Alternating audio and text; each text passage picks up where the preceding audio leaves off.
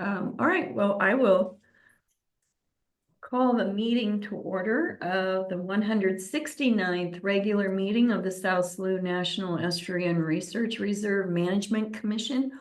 Wow, that's a lot to say. I appreciate that you're all here by Zoom today. I'm confident our next meeting will be in person, which will be great because I do miss seeing you all in person. Christopher, there you are.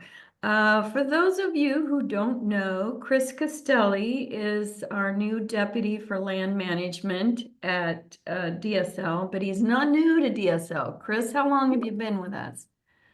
Yeah, everybody, good morning, Vicky. I have been with the Department of State Lands for 20 years. So started off when I got out of graduate school at Willamette and what was a policy and planning group at the time, and worked through land management. Had a lot of opportunities to work with Mike Graybell and Mr. Rumrell and John Craig and folks over the years. So happy to be here and happy to see you all. I did get to meet some of you at the events over the summer too. Yeah, we've had a lot of events. It's been a banner year for the 50th. So, and the last time you had the great outdoor one, I was down here again.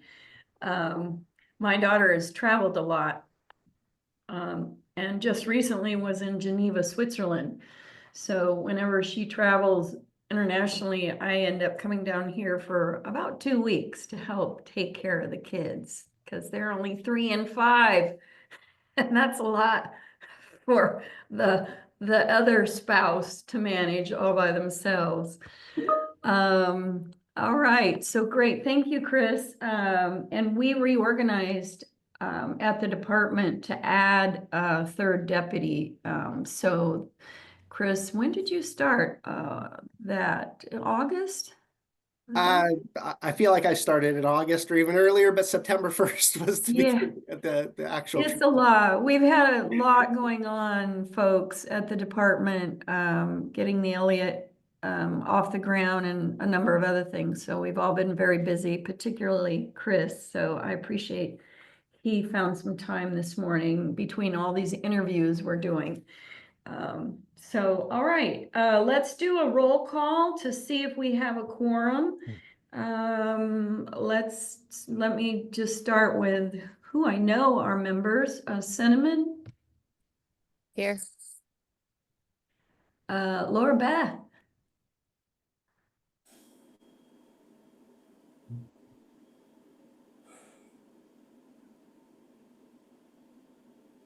no, your mute button is still on, but I see you waving, so we will accept that as your presence for the moment. All right, and let's see, Paul, you are our newest member. You finally got all the paperwork. So introduce yourself to the team, please. Well, good morning, everybody. So I'm Paul Peterson. I'm the superintendent at South Coast Education Service District, and we provide services to the 10 school districts of the South Coast from Reedsport down to Brookings.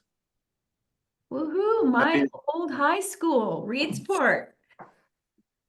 Excellent. So I'm happy to be joining y'all. Yeah, we're excited to have you.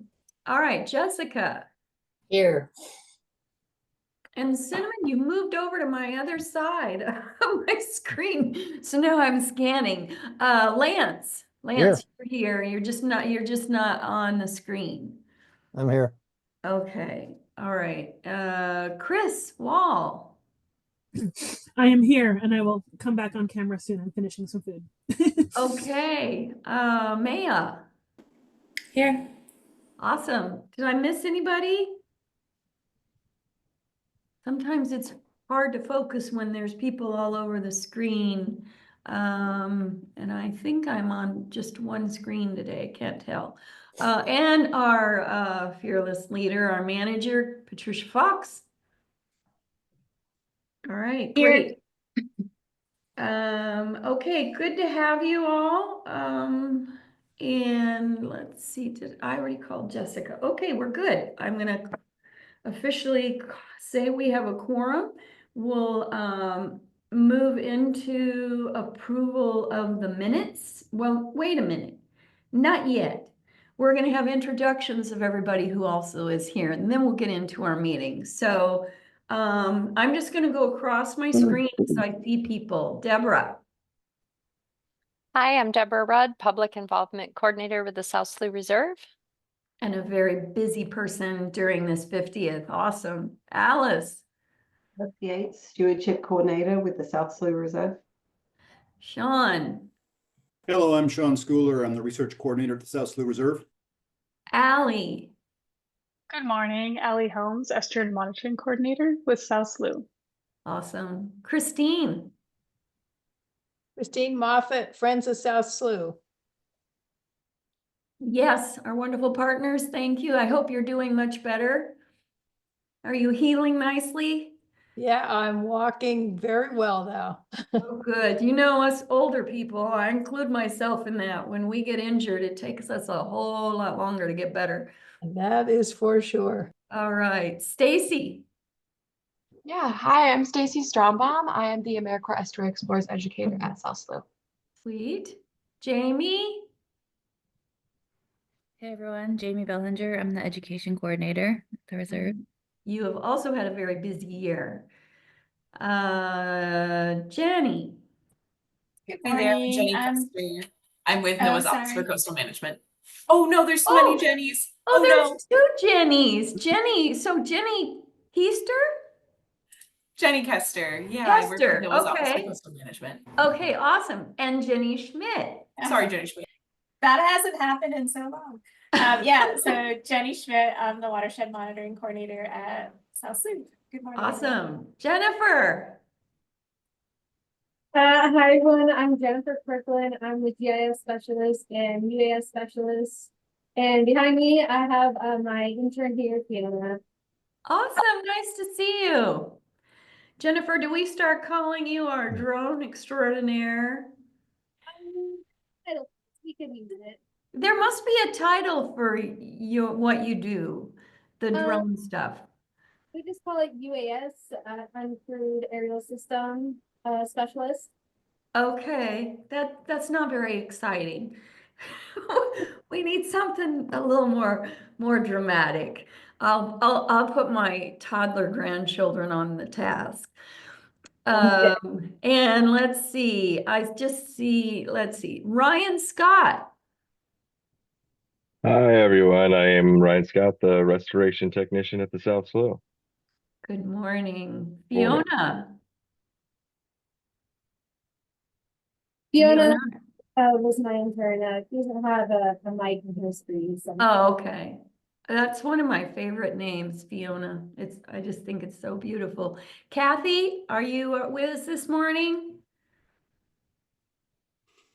Kathy actually is having issues with her speaker, so she doesn't have a microphone right now, but she is here taking notes. Okay, and she does an excellent job. I have never seen such good notes. Rebecca, good morning.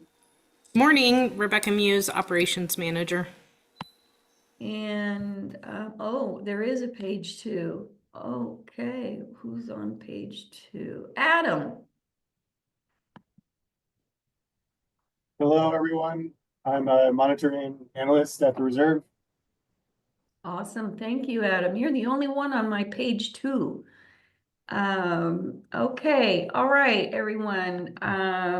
Now I will take a motion to approve the minutes of the previous meeting. So One of moved. our members make a motion? I move to approve. Thank you. Do I have a second? A second. Or third. All right. Any discussion, any changes to those fine minutes? All right. All those in favor of approving the minutes as written, say aye. Aye. Opposed? All right. So approved. Okay. Next on our agenda is, I'm hoping I've got this right. Public input. Public input. Do we have any member of the public here, Rebecca? No, Kathy, even though her mic isn't working, had told me she'd received no public comments at all. Okay, great. Thank you. All right, we'll move into the agenda items then. Land acquisition updates. The next 3 items are informational. Patricia, are you gonna be our master of ceremonies? Yes. All right. But Rebecca, feel free to jump in if I miss something. So I just wanted to give a reminder first for the land acquisition update. There's so much going on. We've mentioned some of these prior in several meetings beforehand, but as things change as we go along, just wanted to make sure we're keeping the Management Commission abreast. So your packet does include information on the grants that are submitted to date and their status as part of the admin report. But just as a refresher, we received $880,967 for our fiscal year 24 operations award with a July 1st, 2024 start date. We have a competitive PAC award for the construction project, and that's the relocation and improvement of the visitor center entrance, the network infrastructure that's going to help all of our internet, and overflow parking expansion for school buses. That was a total of $1.6 million with the July 2024 start date. And last is a $400,000 money to return access to the Wasson Creek restoration site, as well as to replace 2 pilings that need to be replaced for our system-wide monitoring program. And that's at Charleston and Volcano Island. So these 2 locations are part, and all of that money is part of the Inflation Reduction Act Resilience Fund. And those for the piling, that money, that $400,000 has a May 2024 start date. So we've got a couple different things that are that we're still working through for previous awards. And as far as, I guess, does anyone have any questions about those? Because the next part of this will be about upcoming opportunities that we're trying to get. So those are the already awarded funds. Oh, you're muted, Vicki. Yeah, I just noticed that they can't take back. That is my understanding. Yeah, all of us, I just want to say, all of us are very nervous about the transition into the new administration. Everyone always gets nervous around that. Sometimes it's a little much more nervousness than others. So there is some concern about the flow of funds. But these are funds that have already been awarded and they won't be. If the grants have been awarded and accepted by the receiving agency, then they are officially obligated. Chris. I appreciate that. We have some things going on in the Elliott that we're trying to get done before January. So, okay, Patricia, new money, new projects. Can I just say one thing? Jessica had a question. Well, it was not a question, actually. It was a compliment. I'm very impressed with those of you that write these grants because they're a lot of work, take a lot of energy, and you do it and you get good money back. So good job. I like it. Who's our major grant writer? That would be on screen, Ms. Muse. I second that as well. That's a lot of work. Very much appreciated. Yes. Thank you. Grant writing is a tremendous skill and talent. And not only does Rebecca do a good job of writing the grant, but then we've got to process the grants through the legislature and get permission. First, we have to do an ask to ask. And then when we get the grant, then we got to go back and get approval to accept it. So there's a multi-stage process to grants. So I do want to add that it's not just me. All of South SLU staff add to all of our grant writing. Everyone has their little piece of the pie that make it a whole that get us to the end. So it is a group effort to get our grants through and approved. That's good to hear. And it's like everything at South SLU. It is a group effort. So I appreciate it. But you are the director of the grants. You are the queen that puts it all together and makes it happen. So all efforts are appreciated. All right, Patricia, back to you. And thank you, Jessica, for pointing that out. Thank you. So for future, hopefully future projects, these are regarding land acquisition projects. We submitted 2 letters of intent for the Winchester tributaries parcel. under the bipartisan infrastructure law funding opportunities. We double dipped. One went through DLCD for the competitive CZM Habitat Protection and Restoration Funding Program. No match was required. And then we also sent one to the other side, which is the competitive National Estuarine Reserve Funding. No match was required in July and August. So there was 2 competitive but no match opportunities, one through our partners on the Coastal Zone Management through DLCD, and then one through the National Estuarine Research Reserve side of things. We were invited to submit full grant proposals for both of those, which we were going to do. The worst that can happen is we get both and then we just have to turn one down. But we really want to make sure that we can acquire that parcel. Because we can't keep both grants, correct? Right, correct. Okay, all right. The other thing that we did, we submitted a letter of intent for the Deal and Triangle properties you all have heard before on the BIL SSNERR side of things, and no match was required for that either. And we were invited to submit a full grant proposal for that as well. All 3 of those are due January 9th, 2025. So we're pretty busy, and we're lucky to have our help from the Wild Rivers Land Trust on some of the due diligence items and on these grant submissions for all of these opportunities. And for all of these, we are only focused on acquiring the land, which should help a little bit with the budget and maybe make us more competitive, because match is easier for us to come up with for future opportunities to restore the projects.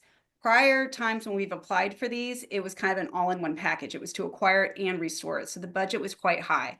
We're just trying to acquire these while we still have the funding opportunity through BIL. And then if we're successful in acquiring those properties, at a later date, we can always apply for another grant opportunity to then restore these lands. I think that's a really smart way to do that, because you're right, it really lowers the amount of funds that you're requesting because there's limited funds to go around. Yep.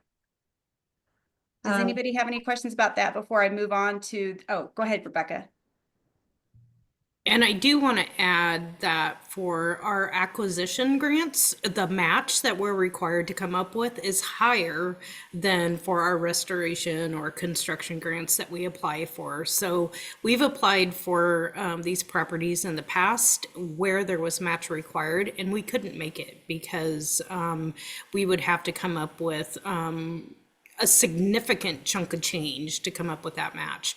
Whereas if we plan on the restoration down the road, that is a much lower match requirement, and we can use staff time that we're already paying for to be able to come up with a match to put in the work on the project. So it's much easier to come up with a match for those types of projects compared to acquisitions.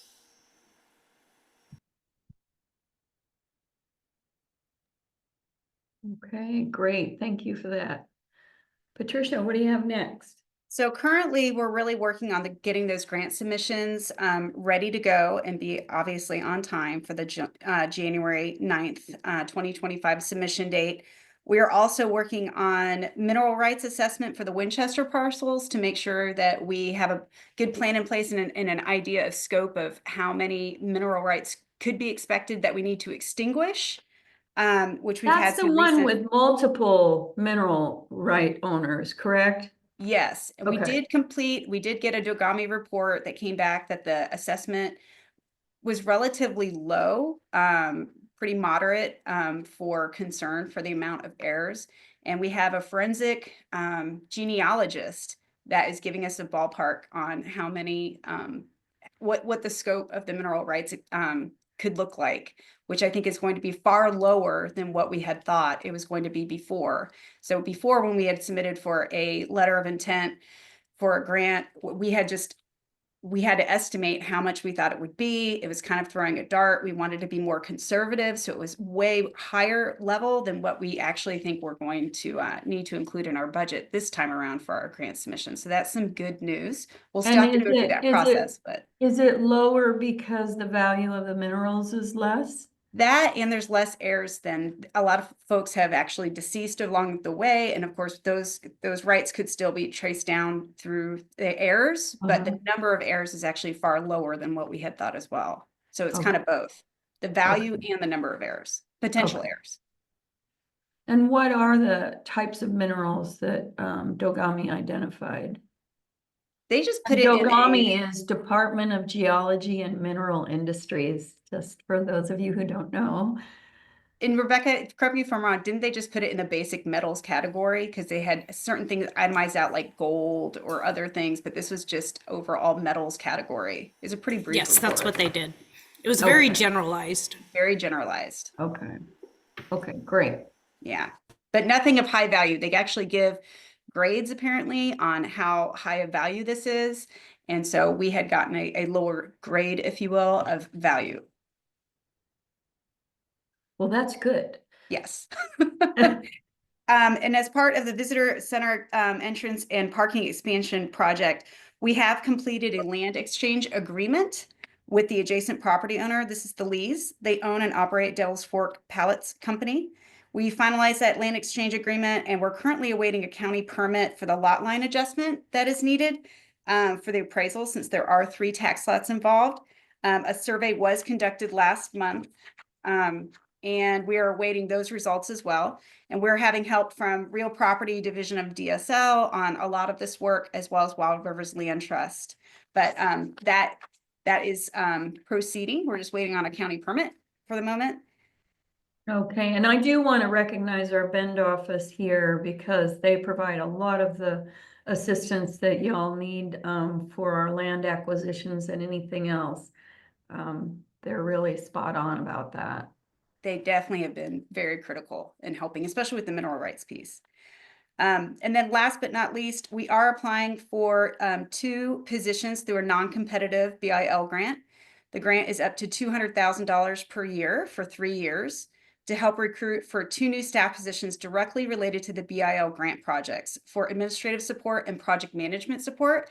And as you all already noted, South SLU is amazing at writing grants and receiving grants. But sometimes the problem is we get these grants, but we don't have any more capacity to help actually manage these grants and make sure that we follow through on time and on budget. We have a great success record, but it does take a village. And what we'd love to do is to ease a little bit of that workload and stress on all of our partners and everybody here at South SLU. So bless you. So this opportunity has a January 1st, 2025 start date. We have already got the recruitments out. One is for an administrative support position 1, and one is for a project manager 1 position. We did get the authority to go ahead and have a 90-day pre-award to help with recruitment, since always recruiting around the holidays is hard. So we anticipate having our interviews early December, and our goal is to have these positions start on or just before January 1st, 2025. So that is our goal. And that's it for the updates on the land acquisition and grants portion. Okay, do any of our commission members have questions about any of that?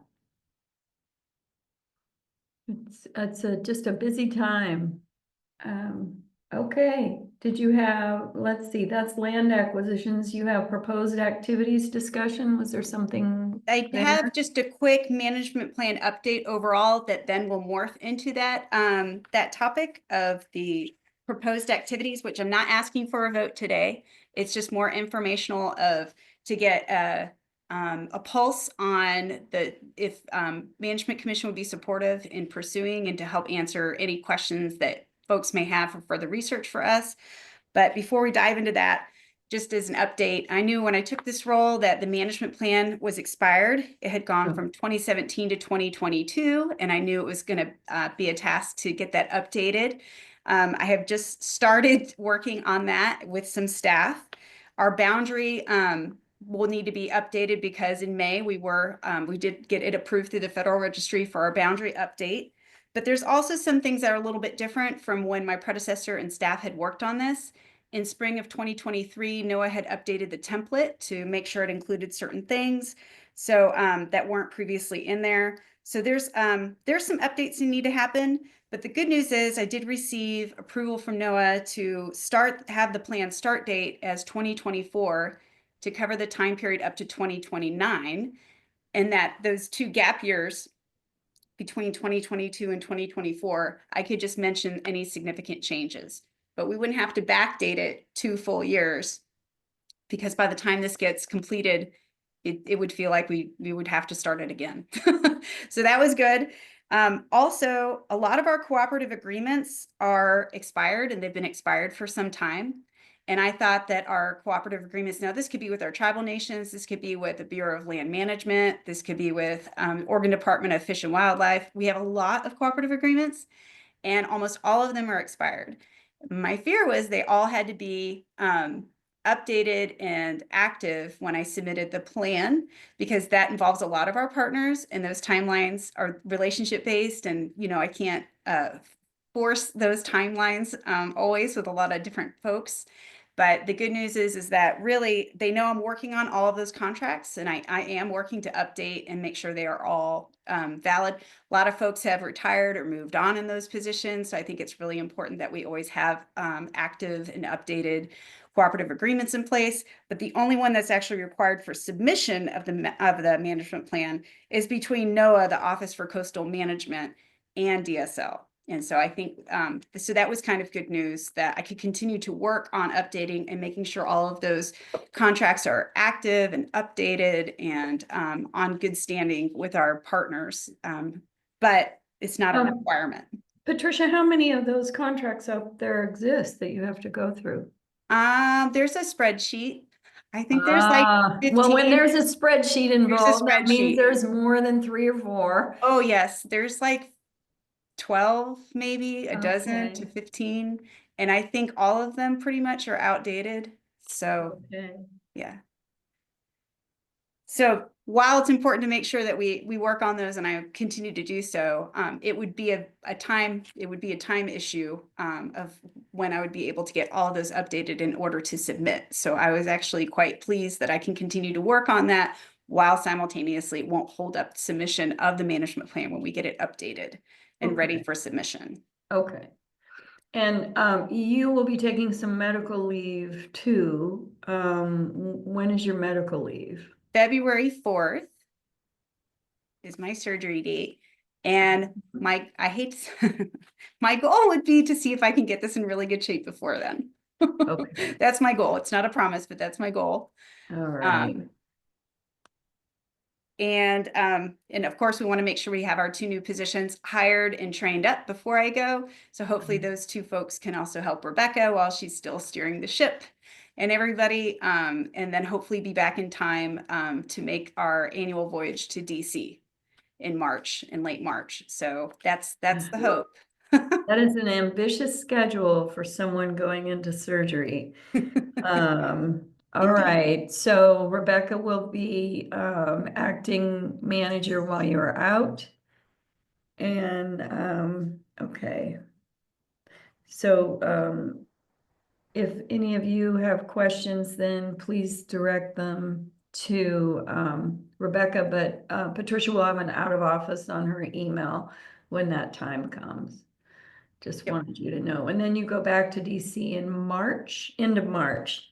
It's the end of March. I don't have an exact date yet, but yeah, but hopefully that will still occur and I'll be back in time. Okay, and I met with Katrina the other day, one of our fine communications people with the Department of State Lands, and she indicated that she's hoping to have a 90-second promo video available for you to take back with you. Absolutely. She has been fabulous to work with on this, and we are getting support also through our National Friends group, who has their social media person that they contracted out through Roku, and that's Dolores Leonard. And so with Katrina's help, It Takes a Village, and everyone else, we're hoping that we'll have a 90-second video that I can share in DC. And the goal is actually to have 3 separate videos as output, talking about how we approach our work using the Wasson Restoration Project as an example. So these 3 videos will build off one another and talk about how South Slough approaches their restoration work with our tribal partners and how we focus on education and stewardship throughout the way. And really just to talk about how South Slough is a very inclusive kind of opportunity. As soon as we think about a concept, we always go to our partners. We try to make sure that everyone's involved in the project from the get-go and not on the back end. And so it'll be using the Wasson project as an example. which I just think is wonderful. I think we're going to be a showcase for other NERRs around the country for that approach. And it's great. Katrina was telling me that they were waiting on permission from some of the tribal voices that appeared in the video to make sure they were okay with having that produced, and that's great. Excuse me, I'm gonna have to get some water. So I forgot to do that before I came in the room. Do you have something you need to go to next? Then the next thing is to talk about some proposed activities that could be a change in the management plan. And I've not put this on for a vote per se. I wanted to make sure that before some of these, to me, in my personal opinion, they seem like smaller lifts, but some might have more questions. And so before I would take on the endeavor of doing full research for a proposal for your approval or non-approval, I just wanted to get almost like a temperature check to talk about 3 potential activities that could be different. In the management plan, when I'm looking at updating that for submission to cover the new time period of 2024 to 2029, there is a table that lists certain activities. And those activities sometimes say it's outright allowed within the estuary research reserve, and some say they are prohibited outright. And some activities say they are allowed, but with reserve manager permission only. So it just depends on what it is. And there are 3 things that would be different, potentially different, depending on how the Management Commission views each of these proposed activities. So the 3 activities, the first one would be, and I guess I'll go in order of my personal opinion, what I think is the smaller low-hanging fruit to the larger fruit, if you will. The first one is herbicide use. So in the past, my understanding is there was a carve out where the Management Commission allowed for gorse to be sprayed out by Indian Point, and only for that species, invasive species, and only for that area. And that was approved. And we actually had hired, I believe, Kuzwa to come out and do those herbicide applications on behalf of South Slough. And that was previously approved by a Management Commission. And Kuzwa is Coos Watershed Association. Yes, sorry. And we need to make sure we define our acronyms. Thanks for the reminder. And so there has been some history where this has been allowed before. And I know we have some new commission members, and I'm new as well. So I just wanted to make sure that I set that stage. My ask would be also very specific for a certain species, commonly known as bitty bitty. And the location would be very specific as well. And it would be up at our maintenance shop, which is by our spruce ranch. Not all around the house that we have, but literally the maintenance shop, which is flat and has gravel on it.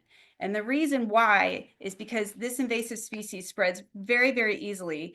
And we've tried solarization techniques and other just vinegar and salt and different kinds of more natural, non-toxic techniques to try to get rid of bitty bitty, and we cannot. And the reason why we have bitty bitty around the visitor center, I'm not going to say that we don't, we do. And I'm not asking permission to spray around the visitor center. I think we can continue to use Saturday stewards and others to hand pull that.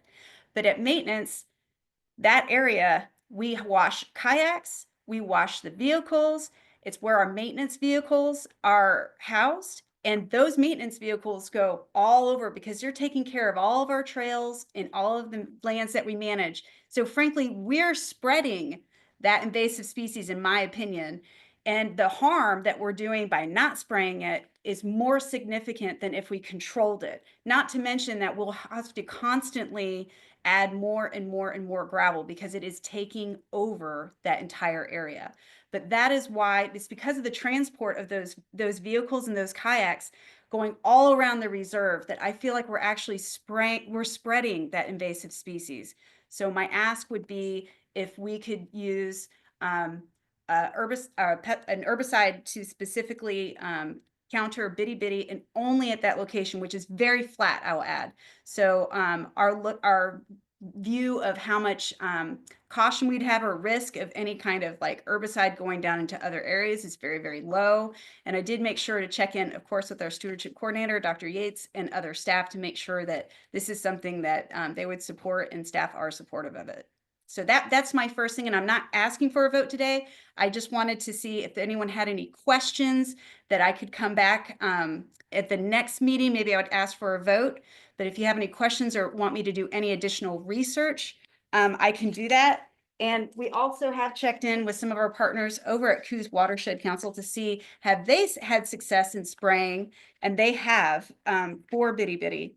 They have been using a granular herbicide. It's called Escort. And they've been using it at a rate of 0.25 grams per gallon. So converting that to ounces, it's roughly 0.01 ounces per gallon. So it's very, very small, minimal amount. And they have been using that along with a surfactant to make sure that it, attaches. And that's Activator 90 at a 1% rate. They've been seeing kill rates at about 95%. So pretty successful with low input. And if that's something that we would like to pursue, we can see if one of our partners could apply it for us or not, but that is what they have been using. And I'm happy to take Cinnamon's question. Patricia, I would just ask, when you asked us to evaluate if we knew more about frequency and duration of spray, what was effective, that would be helpful. From what Cooswa is already doing? Yeah, what has been effective at other locations for Bitty Bitty, and how often and how long we think we'll have to be actively spraying. Sure thing. I've gotten their success rate, but I actually don't know how frequently they've been doing it. So thank you. I will find that out. Yep, and duration. Are there any other questions regarding this ask? Oh, Laura Beth. I just wondered, when is the prime time for that, for that it spreads the most? Is that spring? Or is it I think it's all spring year? and fall is my understanding. That's when they've been spraying it for Coos Watershed, is spring and fall. And yeah, it's native to Australia, New Zealand, and New Guinea.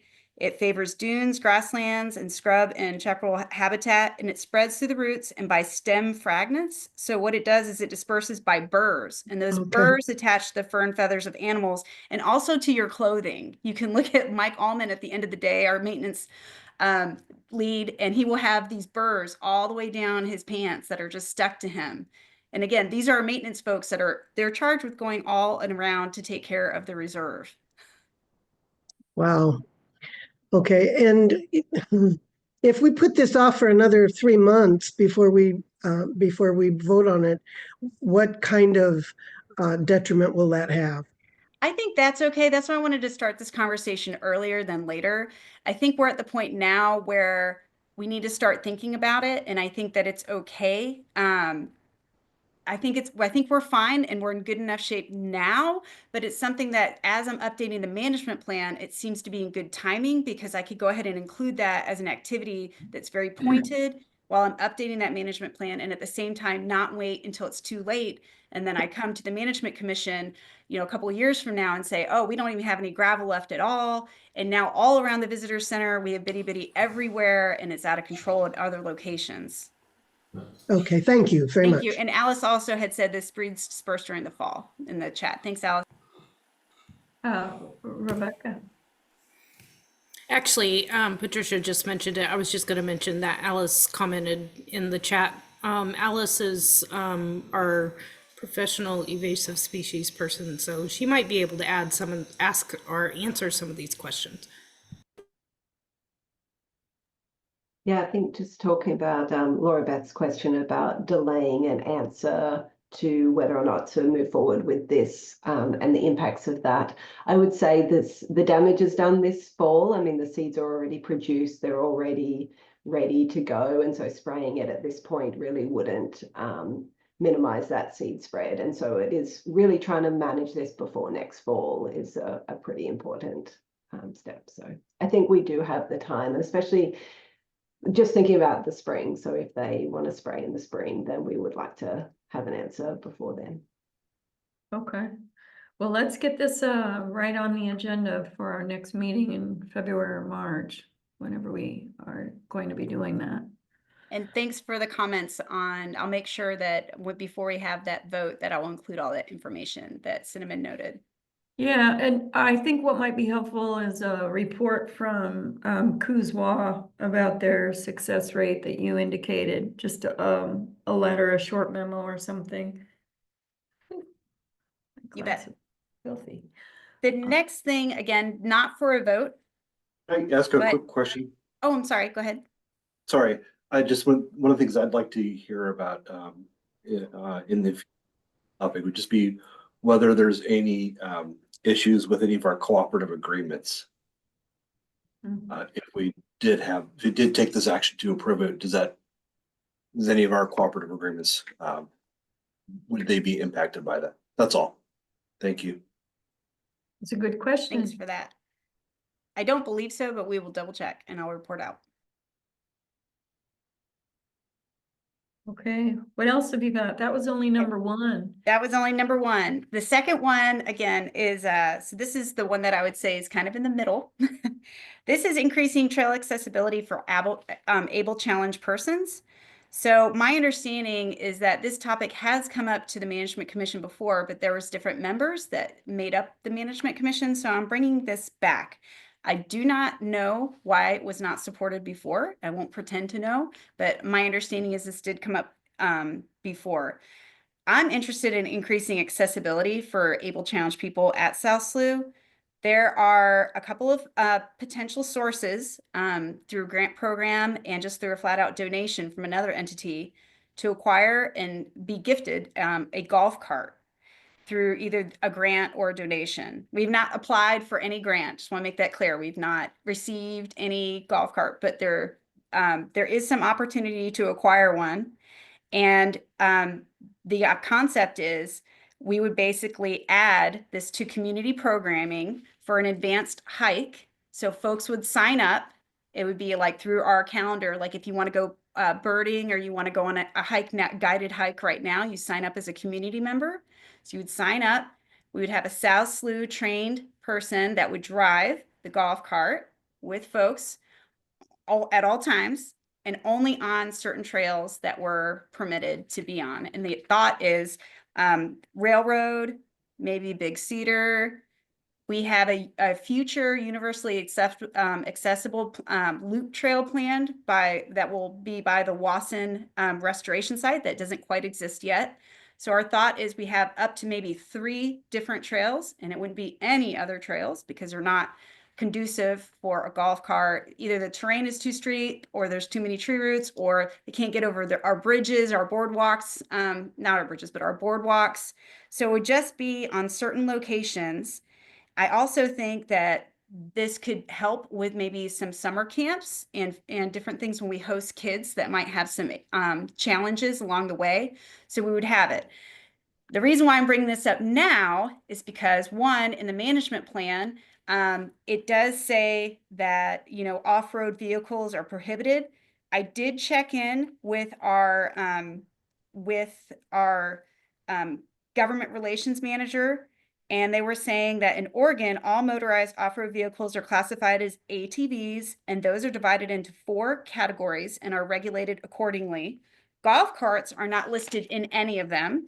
So they do not believe that there is any rule change that is needed whatsoever, and that current Oregon legal definitions would allow for South Slough to use a golf cart, and it wouldn't take anything. But I would want to update our management plan to reflect that, and I'd want this commission's approval to do so. The other thing is, if we got a golf cart and we're able to do this, where would we house it? It would need to be securely housed. So the idea is, and I did talk to members of FOSS, because our friends of the South Slough were a major partner in our entrance project, and our visitor entrance project that's going to kick off that we talked about earlier today is going to really be kicking off early next year. And we could probably build into that a small structure that we could then securely house this golf cart, because currently we don't have anywhere. So even if we had a golf cart tomorrow, I do not have faith it would not be stolen immediately or vandalized. So I think the timing for this, to plan for it, would be good, not just because I'm updating the management plan, but also because we have the potential to work on those conversations to acquire a golf cart and then think about where we could securely house it. And I'm happy to answer any questions that folks have. I have a question. Uh-huh. My biggest concern it would be liability, liability insurance. I mean, this person driving, the people that are in it, if it falls over. I mean, I have a feeling that could be pretty expensive. And I'm sure that's one of the concerns that they had in the past, that you'd have to have some type of waiver that they would have to sign. Is there some certain type of safety gear? The person that you train, what kind of training program would they actually go through? I can't imagine driving a golf cart hard. I've done it before out on the golf course, but I get with the trails and everything, and lumps and bumps and people. I would just want us to really look into the liability of it first. Yeah, that's a good question, Jessica, and the state is self-insured. So we would look to Department of Administrative Services to clarify how we would take care of that. Okay. And I want to, before I get to the other two hands up, I just want to add some color, Patricia. As long as I've been on the Management Commission, we've never had a discussion about this but once. And we didn't have a full-on discussion. We just raised the issue. I think it was me and Laura Beth that were talking about applying for a grant through the Coquel in honor of Beth Scott, who was a good friend of my father's. And I mean, we just thought it would be a good idea because we were both thinking about Beth, and she didn't, in her later years, she wasn't able-bodied enough to walk the trails, nor was my father. So that's what gave us the idea, and we just hadn't run with it. So I appreciate that you've brought it forward for us to run with again. I don't know who was first, Rebecca or Maya, but let's just take Rebecca. You're right in front of my screen, and then we'll go to Maya and then Chris. Awesome. So I was just going to add a little bit of background on this. So I think in the past when this came up, I think the main I wouldn't say issue, but concern was the fact that our trails have always been, and I believe it's in an OAR somewhere in the past, maybe in a management plan, I'm not 100% sure, but that our trails were going to be non-motorized, period. There's been discussions in the past, maybe not brought to the Management Commission, but multiple different parties and groups have come to us for like, let's turn them into mountain biking trails, let's do this, let's do that. And it's always come back to the fact that they're non-motorized, number one, to keep the estuary in a clean and protected environment. And that was always the concern, that if we open this up, how is that going to affect the estuary? So I believe in the past that was kind of the background there. The other thing that I wanted to just kind of put a brief comment about was the risk comment. Originally, when this was brought up, there was a lot of different ideas that, well, we can just have it available to check out and people can take it on their own. It's like, no, that's not going to happen. Our trails are very, very steep. There's lots of switchbacks. There's bridges and boardwalks that are not accessible for a side-by-side or a quad or anything like that. Even for my maintenance staff, they can't access certain areas because of that. And the other thing that, for all of our programs, we have risk waivers that have been approved in the past by DAS as well as Department of Justice. So that process would definitely be something that we would have to go through and get maybe an additional waiver with more requirements and whatnot added if this was a possibility. So we're definitely looking at those issues that could potentially come up. Okay, great. Thank you, Maya. Yeah, so I like the idea of making things a little bit more accessible for people that really can't get down there to be able to enjoy it. So I'm not opposed to the idea.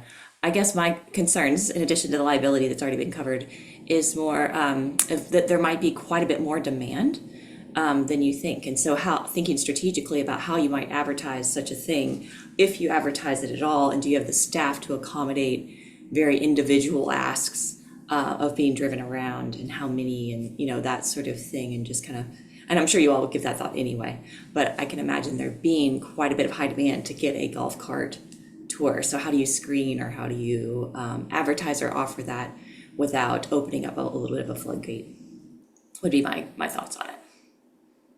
Okay, and while you were talking, in response to what Rebecca raised about emissions, they do make electric golf carts. The only issue is could be hard to estimate battery life, so it would not be good to be stranded out there. But with access to other staff to bring a backup battery, we're fine. But yeah, it can be done. And it says on average, a standard 48-volt electric golf cart can travel between 25 to 40 miles on a single charge. So that would be something we'd look at. All right, I think Chris was next. The electric aspect was something I was going to mention. Yeah, didn't know what was being considered or if it had gone that far yet, but I think both from a emissions and noise perspective, electric is an important consideration, and of course that adds a charging need into the storage facility aspect of it. So just wanted to point that out. I also support the idea of increasing accessibility on some trails where it makes sense. So I think the idea is worth considering. One of the other challenges I see in opening, potentially opening this up, in addition to what's being mentioned, is requests that might come in for individuals who have their own motorized wheelchairs or their own devices, and having to draw that line and hold firm, and whether that's going to present challenges or if it's going to be manageable. And then the other idea would maybe just to revisit this after some amount of time, and is there erosion? Have there been complaints? Have there been issues? And be open to reconsidering it if need be. Yep, those are all good comments. I'm enjoying this discussion. It's getting this idea off the ground and just thinking about all of the ramifications. I think all of us, though, are very interested in providing opportunity for folks who are not as able-bodied, because it's a great opportunity for them to be able to enjoy the benefits of the South Slough. And you never know when you're going to not be able-bodied. Like Patricia, when she gets her new hip. That's Laura true. Beth. So true. Especially me, yes. Patricia, I really appreciate you bringing this forward. It's something that I know needs a lot of research. A lot of questions need to be asked, but yeah, I think there's going to be more people wanting to utilize this particular program than we're aware of right now, and I think we need to kind of factor that in as things go by. But it's I've heard, well, we can, you can push somebody in a wheelchair around, on the walkways, and that's fine, but nobody knows what they're looking at. They don't know, what they don't have. Nobody's, and certainly there's nobody available to walk around with a wheelchair and tell them what's what and what's going on. So there's an awful lot of people that have talked to me once they find out that I'm on the management commission about being able to find out more about it and be able to see it and understand it more when they just can't do it on their own.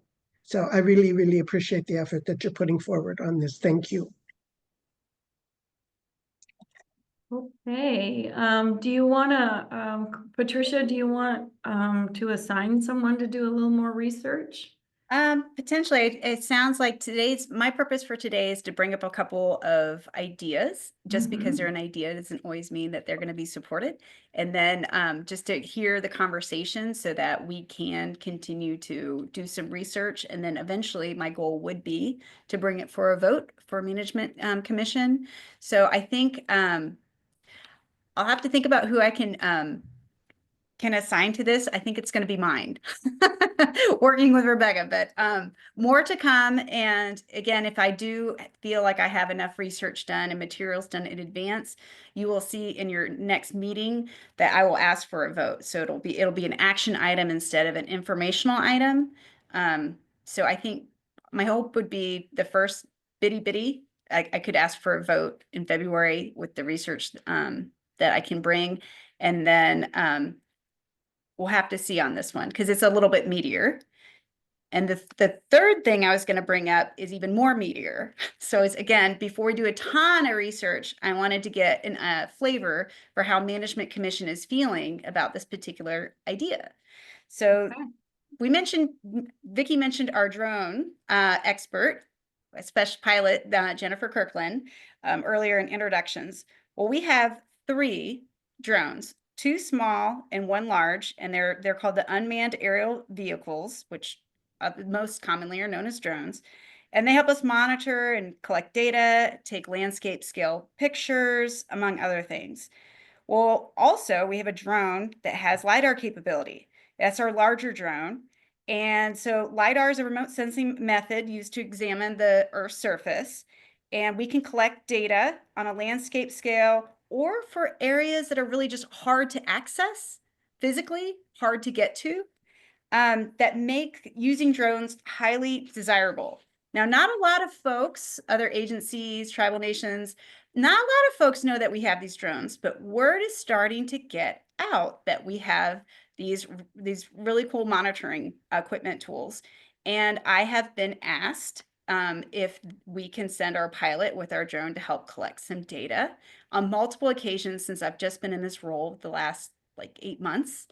And so instead of trying to say yes or no on the fly, I would really like to bring this up because collecting the data can be really efficient and highly desirable by a lot of stakeholders.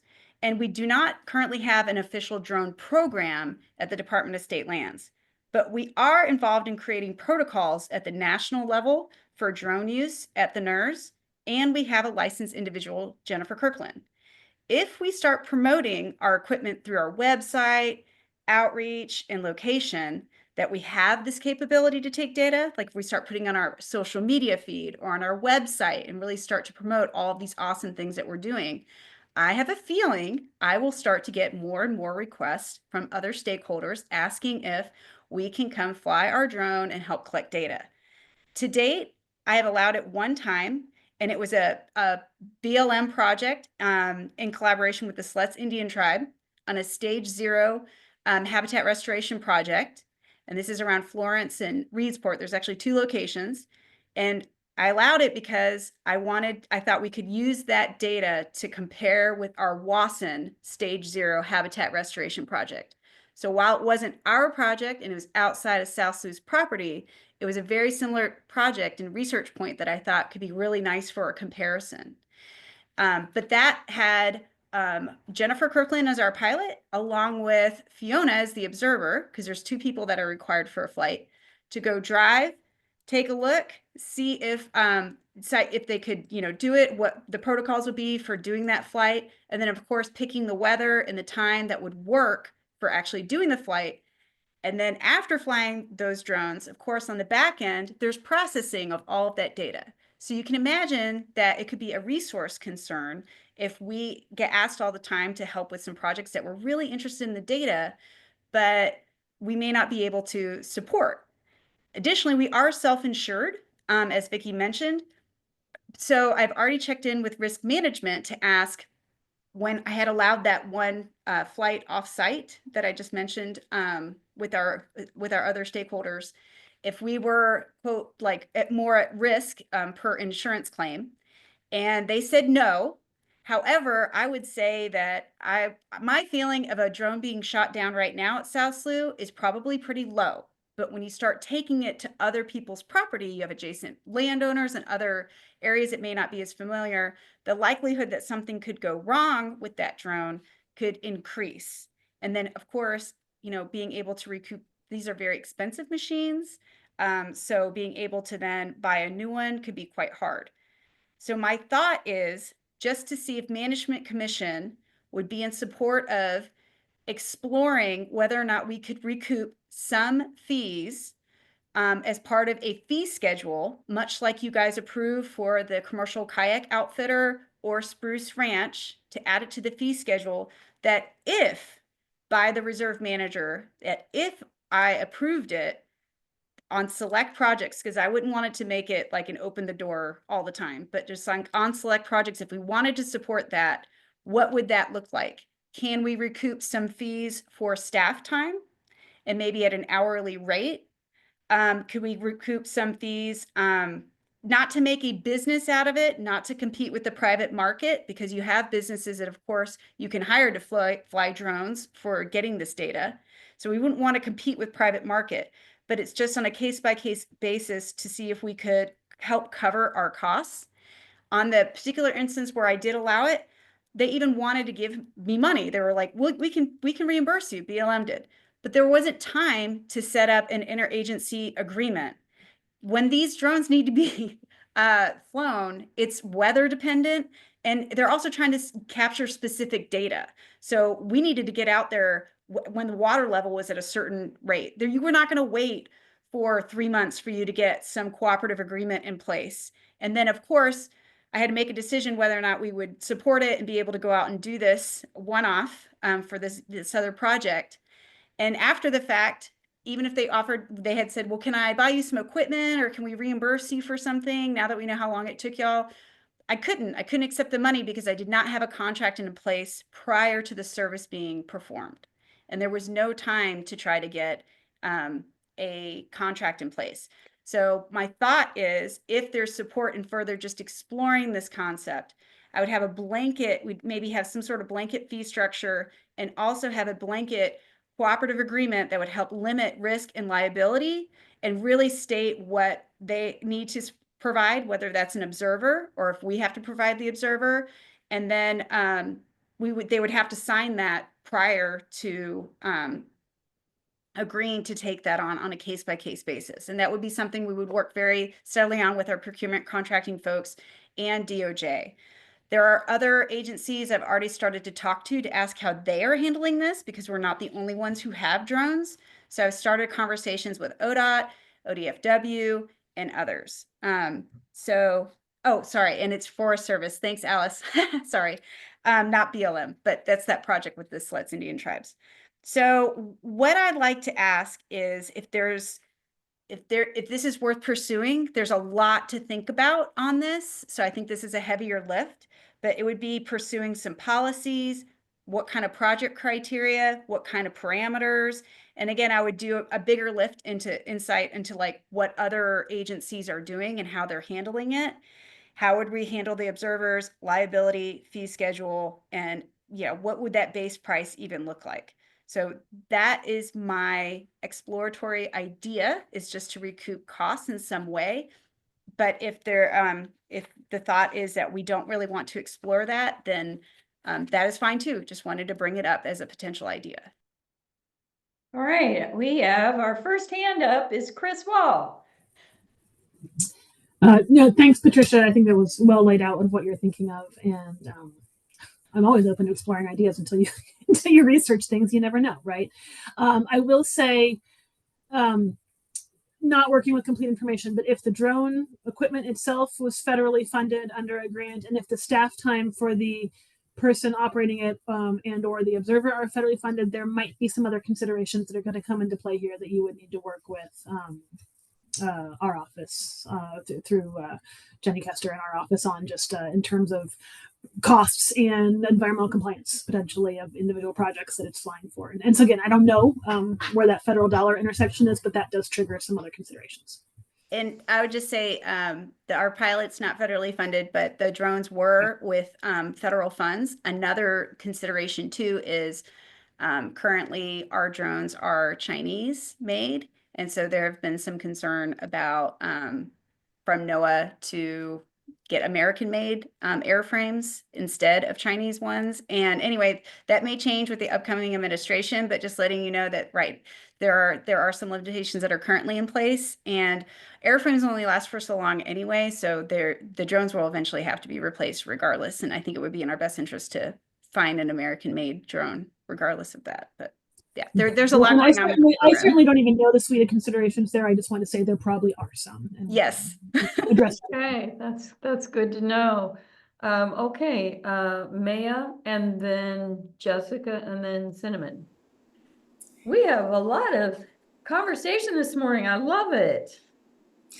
I guess my question is more of a concern for capacity. So I guess it's the same sort of thing of, and maybe Jennifer can speak well to this, of, how much of her time is allocated now, and then how much could there potentially be growth without it becoming a burden to the staff, as far as the capacity for, if you get more and more asks, does that seem like a feasible thing? Does it seem like something that could be collaborative and work within the, staff that you have between an observer and Jennifer?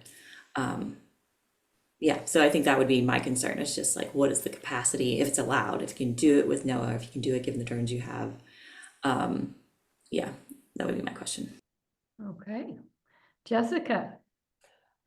I was curious, in the time frame that you did all of that, and part of your idea was to get information to compare to what your Winchester project already. Did you find anything good in that comparison? Was that worthy of her doing that? I don't know yet, because it's for the Wasson Restoration Project that's still ongoing. But the thought was that we can compare it at some point once we get to that data point. So we don't know yet. I hope so. Okay, Cinnamon. So I had two thoughts. Right now, drones is kind of the thing for mobile sensing. We might explore a more generic framework that allows us to take advantage of any new technology that comes through for this kind of idea. I just was thinking maybe not limiting it just to drones, so that, I don't know, whatever the next cool thing and toy is that we can get at the SLU, we might be able to leverage that and support our partners. That was one thought. My other thought, Patricia, is just for you to really think through the metric of what project would be a project you'd be willing to work with, and kind of thinking through that to make sure that there is some shared benefit either for South SLU or for our partners, in a way that was really clear, and you could articulate that with folks that are all going to come to you and say, can you do this project for me? So thinking about that ahead of time to make sure that Jennifer isn't overloaded, and that there is a benefit in some way, shape, or form that could be articulated for South SLU for this project. So those are my thoughts. Those are great questions and thoughts, Patricia. You brought something up that I think is a really fascinating idea, and we do have our tours that we have that are out there in the South SLU, and we have an agreement and a fee schedule set up for that, and so we could easily do that here, but Cinnamon's last comment about, what is the next greatest new toy beyond a drone? Don't know what that is. I mean, I'm old enough to know what it was like to have a TI 99 4A or whatever that computer was.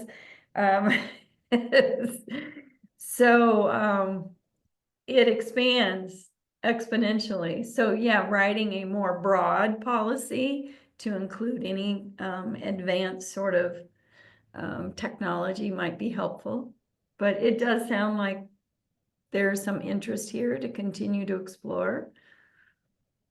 And the capacity issue is certainly one to consider. And so how does does something help the South SLU in relation to that? And I appreciate that BLM offered to want to pay that's not very often you get that out of BLM. Or actually, it was a Forest Service, it's U.S. Forest Service. I misspoke. There you go. Okay. There you Well, that go. that makes more sense. Okay, well, I will then, like I said, I think there's more research for sure that is needed on this. I would like to think about project criteria, parameters, risk and liability, what that would look like. And so I will, but that would be a lift. And I just wanted to make sure before I went down that route that it seemed like something the Management Commission would be interested in hearing more about. So it sounds like I've got permission to go ahead and pursue exploring this option. And more to come at a future meeting. I doubt for a direct vote. It would probably be another informational item for that, because I think this is a pretty heavy topic. And so that I don't think I'll be looking for a February vote, but maybe an informational item at our next meeting. Thank you, everyone. That's all my updates. Thank you. I think that's great. We will look forward to further conversation. Great ideas. I'm glad your creative thinking cap is on and moving forward. All right, we have information reports. Would folks like a 10-minute break before we start with those? Anybody want a 10-minute break? Raise your hand. If not, we'll keep going. Laura Beth would like a 10-minute break. No, 5 minutes? Okay, let's take a 5-minute break. 5 sounds great. Okay, 5-minute break. So it's 11:13. We'll start again at 11:18 or thereabouts. See you in a bit. That's pretty close. It's 11:19. We'll get started again. I'll call our meeting back to order. Now we get the fun stuff beyond what we've already heard. I always really enjoy these information reports. So we'll start with administration and facilities, and that's usually Ms. Muse. It is. The majority of my grant stuff, Patricia already covered, so I'm not going to go on about that again. But there's two things that I wanted to bring up that are new and kind of been going on for a while. But so the one is I wanted to give everyone an update on our entrance project. So as Patricia explained, our grant for the entrance project kicked off July 1. Since then, we went through several processes, one being some of the NEPA approvals for the environmental protection that's required since this is a NOAA project. We actually were recommended and required to go through a cultural survey on all of the land that will be impacted by the work that we're doing around this grant. So I have been going through that process. I had a local archaeological survey person that had actually worked on some of the Wasson work that we've been doing lately. He came out and did the survey. I have a preliminary report. At this point in time, he does not anticipate any findings, so that's a good thing. We will not have a final report on that until towards the end of December, but I've went through the process to hopefully get approval from NOAA based off of that preliminary report. And so I'm moving through those processes. I'm also working with our contracts person in Salem to get all of our ducks in a row, so to speak, before we send off the paperwork to DAS for the full recruitment of a contractor and whatnot. One of the other things that we've really wanted to try and do with this project is to keep the engineering firm and design firm that our Friends of South Slough has been working with for the last couple of years included in this project. They've done a lot of work on the project. I didn't want to have to start over with someone new. So we have a quote from them, excuse me, to actually do the project management on this project, work with the contractors, deal with the permitting, you know, all of those types of tasks. So we're working in conjunction with Salem Contracting to get DAS approval to move forward with those vendors instead of having to go out and start over with someone new. Both of us feel like we have a really good chance of getting that approval, but we've got to jump through the hoops. So we're working through that now. My goal is late spring, early summer for this project to really kick off with boots on the ground. I've been working with our education staff to kind of look at what our programming will look like while we're under construction and how the work will progress to try and lessen the impact to the public and access to the visitor center during the construction, because there will be a time frame during this construction that we will probably not have anyone working on site other than the contractors. We'll have to close to the public just because of safety concerns and things like that. So I'm trying to work through that and come up with a really good plan moving forward, so that we're prepared when those situations start to kick in. Yeah, this is not like something in the back end of the Nope. slope. It is Nope. right front and center. It's right up front and central. And when I met with the engineering firm, I kind of talked through those issues that we're going to have.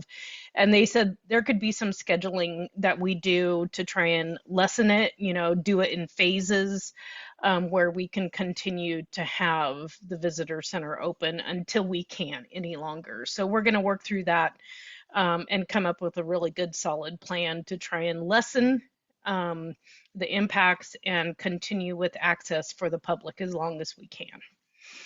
So, and the other big construction piece that we're currently in the middle of here at the Visitor Center, which is the reason why we are virtual today and not in person, is if you remember right, our big construction grant that updated our exhibits and the restrooms out front, the public restrooms. The third piece of that project was ADA door access and openers on certain access doors to the visitor center.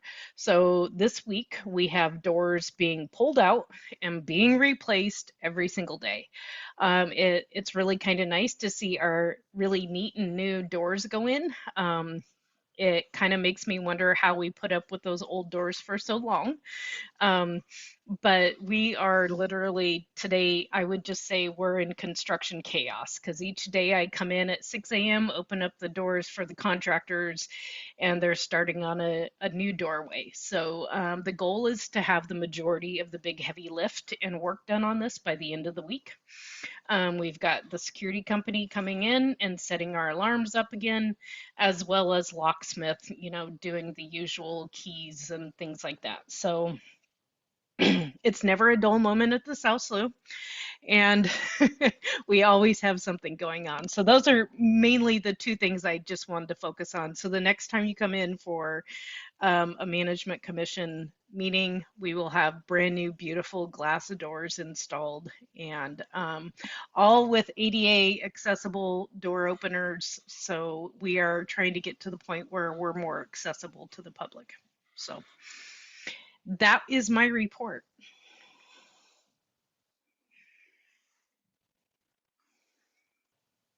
Oh, you're on mute, Vicki. And my unmute button. It shouldn't be that hard. Jessica, you have your hand up. You wouldn't think it'd be that hard, but there's so many darn buttons that I just got new. What? I'm like, where is that button? Yeah. What I was wondering is just how long, walking across the screen. once we start the visitor center, I don't know how to turn that thing off. Once we start the visitor center, how long will that construction take, do you anticipate, the entryway? I think it really depends on how we work through it. So I expect if we were to start and then say we have a complete finish date, it's going to be months. Okay.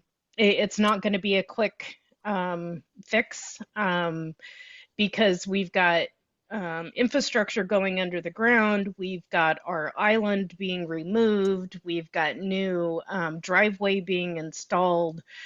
Security cameras, lots of improving to properties that have not been improved in the past. So I would expect probably from start to finish, maybe 9 to, and this is a really big gap, but I would say 9 months to maybe 15 months, depending on construction delays, Unfortunately, we've got to deal with the weather.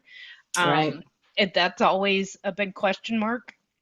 And we might have to do certain tasks under this seasonally because, with the heavy equipment and whatnot, we can't work in the rain because it just turns into a mud fest. And we're going backwards more than we're moving forward. So it might be a seasonal thing where maybe summer and fall we do a lot of the big heavy equipment, and then in the off season we do some of the things that are not like right out in people's faces, the infrastructure under the ground, things like that. And then come summer again, maybe we kick off the more heavy equipment type stuff again. So I would expect once boots hit the ground, it's probably going to take about 15 months, start to finish. Thank you. Once we have our project manager in place, they'll map out the schedule and we'll know a little bit more. But yeah, I and wouldn't be also Civil surprised. West Engineering was the engineering firm we used previously. Mhm. When I spoke to them requesting a quote for project management on this, they would come up with a very detailed schedule Yeah. and stages to get us through so that we can look at during those stages and schedule what the impact is to the visitors and the staff and how we can work around that and keep us open as long as possible. Yeah, that's exactly right. We do, just as a date so that everyone knows, it does have to be completed no later than end of June 2027 per the grant. So that's our time frame. End of 2027. June of 2027. Okay. Okay. All right. Okay. Did you have anything else? Nope, that's it for me. Okay, any other questions? Okay, well then let's move on to education. Jamie, what have you got for us? Well, it's all in the packet, but I think Well, I you did- can highlight some of those things because I some will, people yeah. might not have read their whole packet. Yes, So I did because I'm in California and I didn't get my physical packet because I forgot to tell Kathy to mail it down here instead of to my house. So I spent time on the internet last night with my 2 screens reading the packet, but please highlight some I really will, yes, absolutely. So the quarter that we just came through is our busiest one. It's where all of our fun stuff happens, and then we all feel really exhausted after. So the numbers and the activities are pretty constant. I think one of the things I wanted to highlight was that we had really great support from interns and volunteers this summer and last summer. So that for the summer camps we run ourselves, which we do every other week, we always had 7 or 8 people working with those camps, and that would be staff, high school interns, college interns, and we even had a volunteer with us for almost every camp all summer. And then of course we have other programs that we run in between the community programs, and we host other people's camps for a day often throughout the summer. So summer is busy, and listening to Rebecca talk about not having access is definitely like thinking about next summer is we're gonna have to think a lot about it. But we are already planning that way. Also, you all saw Stacy at the beginning of the meeting. So our new AmeriCorps member started in September and is working with a couple after school programs already, which is nice. And Stacy has also recruited 1 or maybe 2 high school interns to help with that program. Those are all supported through their paid internships through the STEM Hub, the Oregon Coast STEM Hub. And then the exhibit project, I'm sure everyone remembers or knows that the first stage was installed in June, and I think most of you have seen those. The second phase or the final part of those will be installed in April of 2025. So that's a couple more interactives, some cultural panels about human connections to the estuary. So we're looking forward to that, and that's the last piece of that grant we got to increase accessibility around the visitor center. And then I thought I would mention, I don't think Sabra's here, but Sabra and I intend to apply for funding to do a market analysis and needs assessment, which is something that Sabra and I are both required to do from NOAA every 5 to 10 years. And we're trying to think about this assessment as in a really innovative way, as a way to look at the reserve as a whole and say, where have we gotten to in 50 years? Where are we going? Where are our gaps in service? And so we're hoping to do that starting in 2025, and it will be a year or so long when we find funding. Yeah, Sabra mentioned that at the last meeting. I remember that.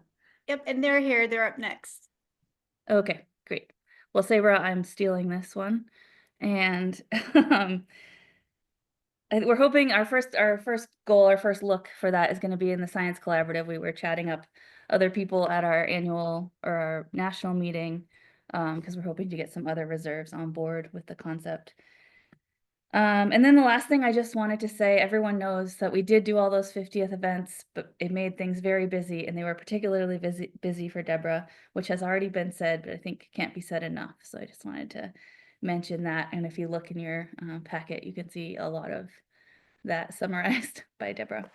Yeah, it was a little bit like planning multiple weddings. Mhm. I think that's a great analogy for what those things felt like. Yeah, yeah, and there was probably a few cranky brides in there somewhere, but Probably. But now we all know that Deborah is also excellent as a wedding planner. yeah, I yeah. Absolutely, but it was all great. Everyone had nothing but good things to say about all the events, and the weather cooperated. How often does that happen? I mean, 50 years ago when I got married, at Shore Acres, the weather did not cooperate. The fog came in the morning instead of the afternoon. So we didn't get married in the Japanese garden, but we got married in the newly built observation building. It was like brand new, spick and span clean. It was pretty cool. 50 years ago, next June, people, 50 years ago, I stood in the Shore Acres Park and got married, and I'm still married to the same guy. You have to recreate your pictures, recreate your You photos. know, yeah, they're very 1970s. Let me just say that. If you see my Instagram account, that is one of our pictures from around our wedding time. All right, I interrupted again. Jamie, was that good for you? Yeah, that's all I had. Okay, awesome. Well, coastal training, see, we're just gonna roll right into Sabra. I saw her appearance on the screen. There they are, up above. Okay, you're under Patricia Fox's moniker is under you, Sabra, but that must mean because you're in the same, using the same video feed. Yeah, I'm having technical difficulties with my computer. So All right, well, Sabra comment for all of those who do not yet know, we'll turn it over to you. Hi, I'm Saber Comet. I'm the Coastal Training Program Coordinator. I think I've met most of you in person. The highlight that I will do for this commission is it's been a background kind of project. It's been reported on several times in the briefing, but it's the Indigenous Data Sovereignty project with the SSNERR Science Collaborative. So I've been working very closely with them for year and a half on this. So of course it's gone through a lot of iterations, but a couple products that are coming up, like end products, at least for the first phase, are I did a kind of a conversation-based webinar that was recorded and is now available on YouTube. That talked about why Indigenous data sovereignty is important, how it applies to the SSNERRs, and a little bit about my experience before the SSNERRs. That kind of led to writing this document.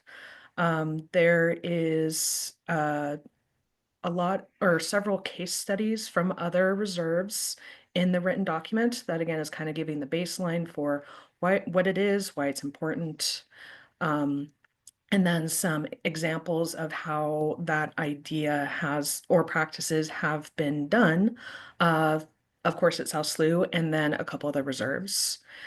The document was, when it was getting pretty close to the wording being finished, ended up being about 30 pages. So there was an executive decision made to break it into modules. This also addressed some concerns around Alaska and Hawaii, because there's a lot of differences culturally, historically, as well as modern practices for those regions. So we agreed that there are some examples in the main document, but now we're going to be making individual future modules, which are basically much smaller lessons in the near future.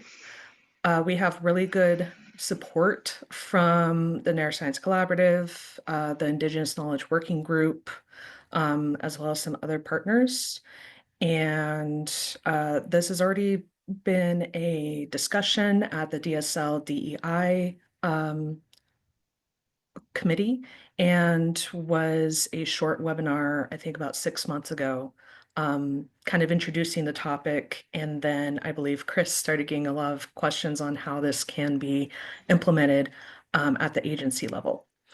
So additionally, at the last annual meeting, there was a multi-speaker presentation that included both Alice Yates and Patricia, talking about their experiences with integrating Indigenous knowledge into reserve work. And then the Indigenous data sovereignty documents was rolled out as a resource to help supplement these experiences, as well as NOAA having some of their own resources as well. So a bunch of stuff are coming out right now, but this will continue to be an ongoing project into the foreseeable future as needs arise, as the reserve system. More people are able to implement this or come up with questions of how to implement practices. But yeah, I hadn't talked about it for a while, so figured I'd give an update. Any questions? Oh, everyone is pleased to hear what you had to report today, Sabra. Thank you. Awesome. All right, we'll move to the science folks, and that would be Sean. You're on deck, Sean. Yeah, thanks. So I've got a few things I'd like to highlight. So all things that kind of have struck me recently in some of the work I've been doing. So first is mentoring students. We heard a lot about our interns, and we also mentor graduate students through our fellowship program. We had a bumper crop this year, more than 14 interns and 2 grad students. And what got me thinking about is last week I received a request for recommendations from these students. So once we're done with the mutual beneficial internship process, we also help them in the future in providing recommendations and things like that. And that got me to thinking about what are these students doing? Like we have these dozens of students now over several years who have like moved out throughout the United States, even the world maybe, and now are taking stuff that we taught them and applying in other places. So I was just thinking about some of the students who've gotten back to me. Sebastian Velasquez, who was an REU student a few years ago, he's now working with the federal EPA in Pennsylvania. Parker Young, who was an intern just recently with myself and at OIMB, is now actually just applying for a job at the University of Guam in their biodiversity program. Anna Clark, who was with an REU with me just earlier this year, is applying for another internship to look at epidemiology, how diseases move around. So she's interested in that. Our prior Margaret Davidson Fellow, Taylor Dodrill, is working on harmful algal blooms with NOAA and their fisheries. Laura Breitkritz now, who just received her master's, is now at the University of Washington doing a PhD in eelgrass. So it's an example of how these people have kind of moved out, and that's only a few, of course. I'm not trying to track them all, but I see sometimes when they're applying for these positions and then they tell me whether they got it or not. It's kind of heartening that our work is now being moved around, I guess, and now we're influencing natural resource management, both in the marine systems and also all around other areas as well. So that's one thing, interns and mentoring. Well, I want to stop you there because I think this is great. And I've had this conversation with Katrina about upgrading our intern side of the website. And it would be nice to feature some of these young people and what they're doing now. Where are they now? Kind of thing. And really, I think it would be great for us to see, and it would be great for other interns to see. There is life after my internship, really good things. So I know Katrina and I have talked about it some, and I'm going to talk to her again after what you just raised. So thank you. Yep, and the second thing was last week I looked at our website, and unfortunately, when we changed over to a new website, a lot of the scientific publications didn't get transferred because there was a gap in the time period when it was moved. And so I went back and started collecting all these publications and sending them off to Kathy, and she's been putting them on the website. So what struck me, I guess, is that we do a lot of publications, and as a scientific exercise, one of the highest metrics that we can think is creating these scientific papers, peer-reviewed papers. So I just want to say over the last 2 years, the science team here has been authors or co-authors on 5 publications. We've helped mentor 3 different separate dissertations and a number of different reports as well. And these are in lots of different things from eelgrass, methane emissions, so some of the climate change issues, effects of sea level rise in the future, lamprey, harmful algal blooms, and 5-spine green crab. So, I mean, we're working on a lot of very applied topics, particularly methane recently. Of course, we've heard a lot about that in the news. And those are all things that we're directly contributing to, not just helping people, but also being co-authors on the scientific peer-reviewed publications, which is one of the, I guess, strongest metrics of that scientists have is when they produce a peer-reviewed paper. So I want to say congratulations to all our team. And it's not just me, mostly not me actually, but it's others who have been publishing these papers with other co-authors. So I think we've been doing a pretty good job of that. Any questions? You should go to the webpage now. I suggest that you all go to the webpage now that it's been updated and take a look. I mean, you can download all the papers and see what's going on. Yeah, Maya, did you have a question? Yeah, it was more of a thank you that specifically to you and Allie and others that are mentoring our interns. Many of those are over the last 7 years, RU interns, National Science Foundation research experience for undergraduate students. And they've really, really benefited from your all's mentorship. So I'm really, really grateful for that. And it is cool to hear what they're doing. And I do track them. So if you do want to know what your specific South SLU interns from OIMB, at least that program in particular, are doing now, I'm happy to provide that sort of data as I kind of track them every year. I send them a ping of, hey, what are you up to? So just to see about yeah, I'd like to see. Yeah, I'll send it to you. It's a little bit of a spreadsheet, but I'm happy to share it. Thank you all. I really, really do appreciate it. I know the students do too. Yeah. So go to the website, download some PDFs, and read some scientific papers, reports. It's really interesting stuff. And the third is not as positive, unfortunately. I'm working on our 2024 annual 5-spine green crab report about the invasive crabs that we have along the coast of Oregon. And the negative news is that the numbers are highest they've ever been, and the recruits are the highest they've ever been due to El Nino last year.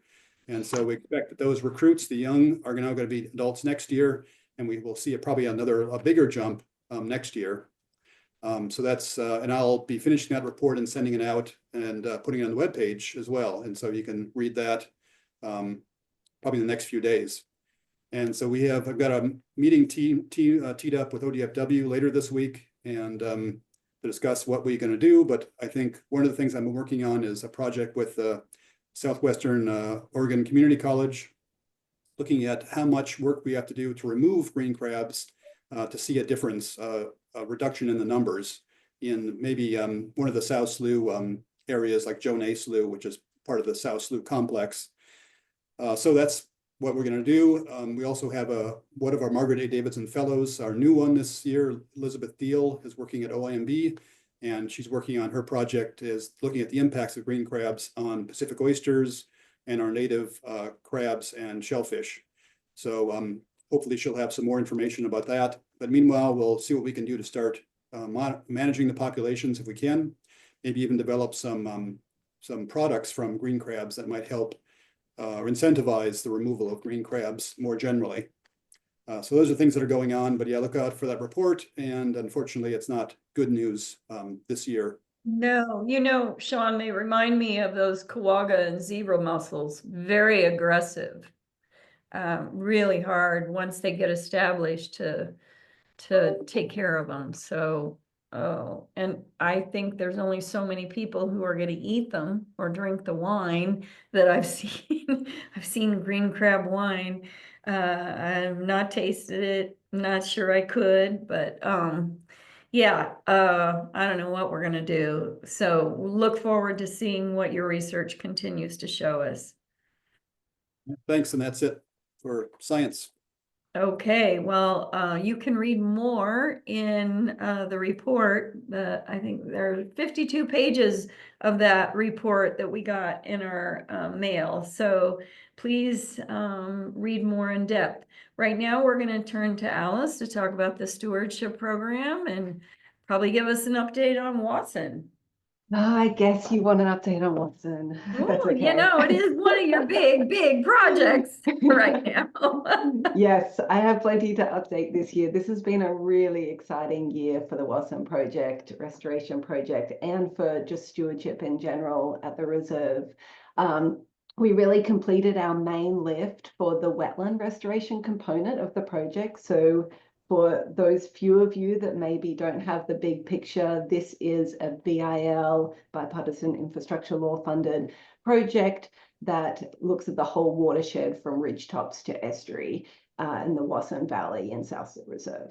So this year we worked with a contractor, Northwest Watershed Restoration, who graded 16 acres of invasive grass-dominated lands that were cut off from the stream. They were previously wetlands, and now we're restoring them to a wetland stream complex for benefits of coho and many other species and reasons.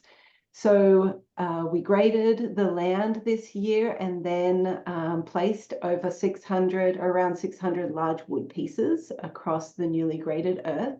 This wood helps with the natural processes that will reestablish the stream network in the valley. And so all this fantastic rain is actually doing us a great favor in the Watson Valley, and we're going to be starting see some really positive changes in there. The wood is also really beneficial for fish.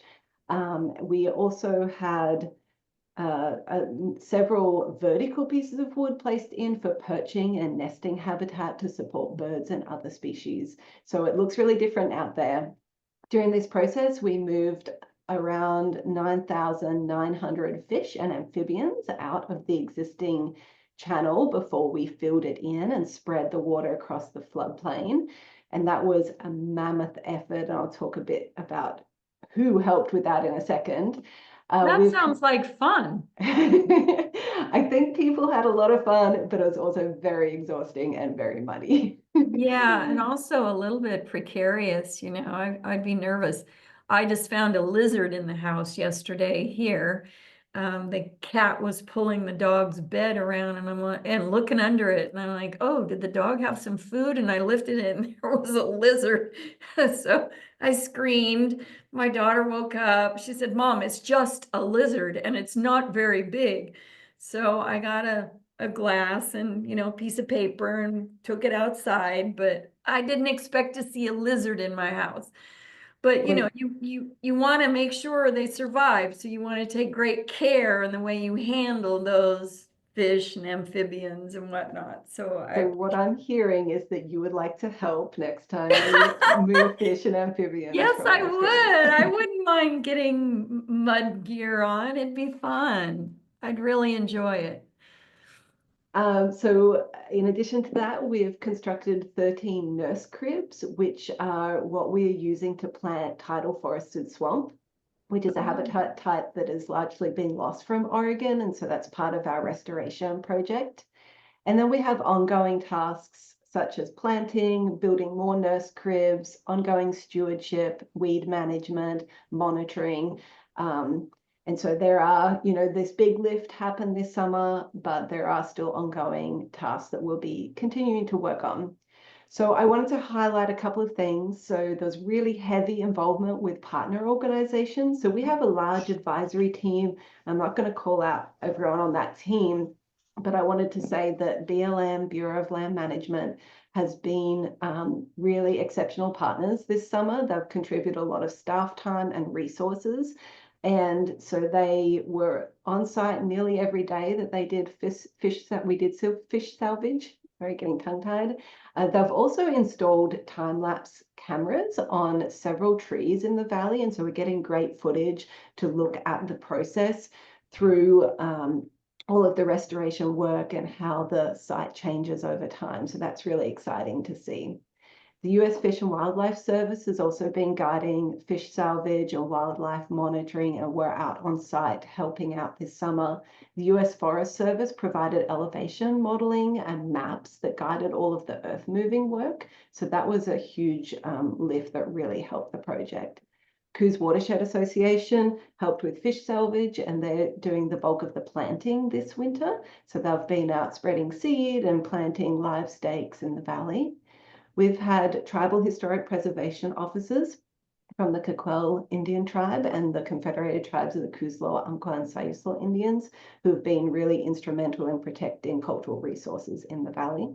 And then Confederated Tribes of the Coos Lower Umpqua and Sayuslo Indians Natural Resources and Culture Department has been really hands-on with guiding culturally important plants that are going into the valley, and co-stewarding the lands as well.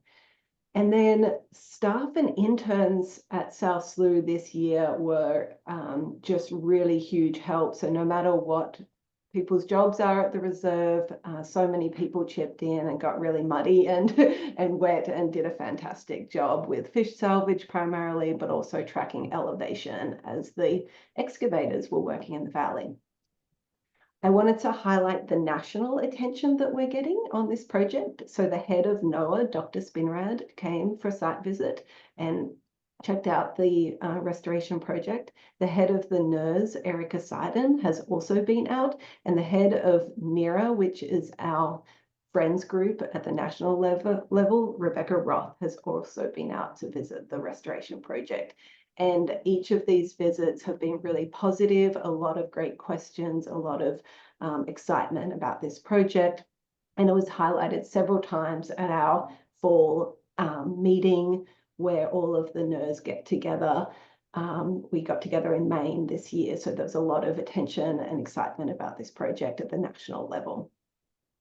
Lastly, I just wanted to talk about some community benefits from this project this year. So the contractors spent over $250,000 locally. This was on equipment rental, lodging, fuels, food, equipment purchase, and local subcontractors. So they are not based in Coos Bay, but they came in and they really contributed to our economy this summer, which I know folks in Charleston were very excited about. We also provided a number of workshops for restoration practitioners, permitters, and tribal members. And we had people attending these workshops from Pacific Birds Habitat Joint Venture in Washington. We had someone coming from another NERR in Kachemak Bay in Alaska to attend. We had Mid-Coast Watershed Council and Curry Watershed Partnerships, Columbia Land Trust. So we're really getting a lot of restoration practitioners from across Oregon and then even outside of Oregon in other states. And all of the participants come and just feel so grateful to be here, to be part of it, and to learn as they're contributing to this project. And then this weekend, we actually have CT Clusi biologists and culture keepers leading a workshop at Wasson to talk about culturally important plants, their names, their uses, and connecting people to this restoration project from a cultural aspect. And we'll be planting some really important plants and demonstrating how to use them. And then lastly, Is that Jesse Beers that's going to be doing that? And Jesse will be joining, and Ashley, as well Yeah. as Ali Grove. Yeah. Yeah. Yeah. I love listening to Jesse talk. He's just got a way about him that is really engaging and thoughtful, and it's really, both him and Ashley are just really great. So I'm sorry I won't be there. Yeah, yeah, definitely. I love hearing Jesse as well. He's a fantastic storyteller and speaker. And just lastly, opportunities for school groups coming up to help out on the restoration project and connect the next generation with these kind of projects. And that's it from me. Well, this is certainly a legacy project, Alice. This is really great. I think the ancestors would be proud. Do you think, Laura Beth? I definitely do. I definitely do. Yeah, brings tears to my eyes just thinking about it. This is just really special. Okay, well, thank you, Alice. Always appreciate hearing from you. And now we're going to hear from our great friends of South Slough. And Christine, are you going to have a conversation with us, or is one of your other folks here today? I think I'm the lone soldier. Okay, well, happy to hear from you. What's going on? Well, you've got our report. It's sort of short and sweet. A lot of our time this last quarter has been spent supporting the 50th anniversary celebration, and it's a pleasure to work with the team on that. It's as you said, it takes a whole community to make things happen. So we're continuing to move on. We're really excited about hoping that DSL will approve the contractors that we worked with on the design team. They are outstanding. And just to move off of what Alice was talking about, the economic benefits of having this local team involved with that is amazing. And whatever we can do to document that, it's really, really important. Those are, the other thing is that the HGE folks really are archiving all sorts of designs from the early times that they've been involved. And again, as you well know, they were involved in the whole visitor center layout years ago. So we're just keeping our fingers crossed on that, and thank Rebecca for her work trying to make that possible. But anything that you can do within DSL to make sure that happens will be very appreciated by our community and for a quality product. So other than that, we had a great sort of social at one of our small public houses in North Bend, the Wildflower folks, to kind of rekindle relationships with members of FOSS, and that was a success. So moving along, we've got a lot of things on the agenda coming, and Patricia's put us in a short framework to get a lot of stuff done before she goes under the